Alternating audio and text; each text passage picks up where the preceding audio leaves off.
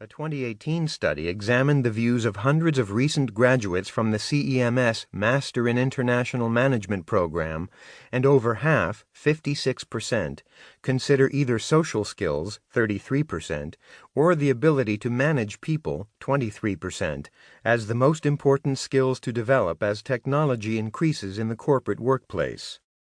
They rated these soft skills higher than teachable hard skills, 7%, technical job-specific content skills, 7%, or process skills such as critical thinking, 12%. LinkedIn's 2018 Workforce Report highlights a significant mismatch between the skill sets of today's top talent and the skill sets companies are seeking that LinkedIn CEO Jeff Weiner calls a significant skills gap. Somewhat surprisingly, Weiner says in an interview with CNBC, interpersonal skills is where we're seeing the biggest imbalance. Communications is the #1 skills gap. This is the easy-to-understand story of a dynamic executive coach and trainer and the numerous clients he serves.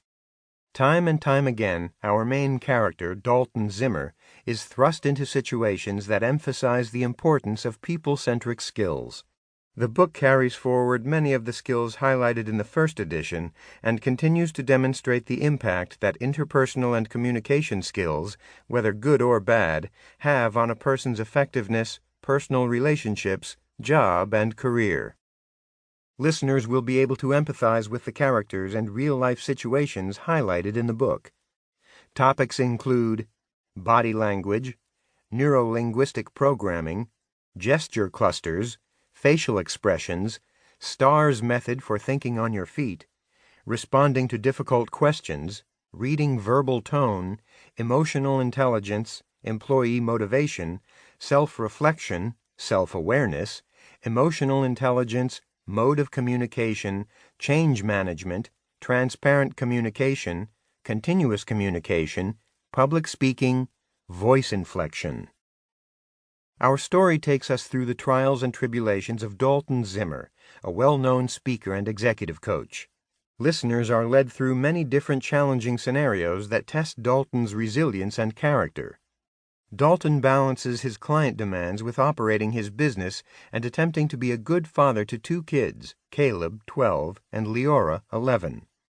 Some of the scenarios and topics covered in the forthcoming narrative include: Chapter 1, The People-Centric Journey Begins Anew. This chapter reestablishes our characters and sets up our storylines for the duration of the novel. Chapter 2, Reading Through People. Dalton arrives at his client, Solo Technologies, in San Francisco, to assist the CFO in interviewing a suspected harasser and fraudster, Julianne Cranson. Julianne is a high-level sales executive who has always been one of the company's top producers, but is suspected of numerous violations, including kickbacks, undocumented discounts to customers, fraudulent reporting of travel expense, and threatening employees. Dalton advises and assists Kelly Jackson on how to approach Julianne and how to read her. Dalton has also coached Kelly on presenting to the audit committee and board and is planning a return visit for hands-on instruction for her team. Chapter 3, Emotional Intelligence. Dalton drives into San Jose to meet with Stanton Electronics Chief Financial Officer Brad Lester, a long-term friend and client. Dalton has his kids fly up and spend the weekend with Brad and his kids.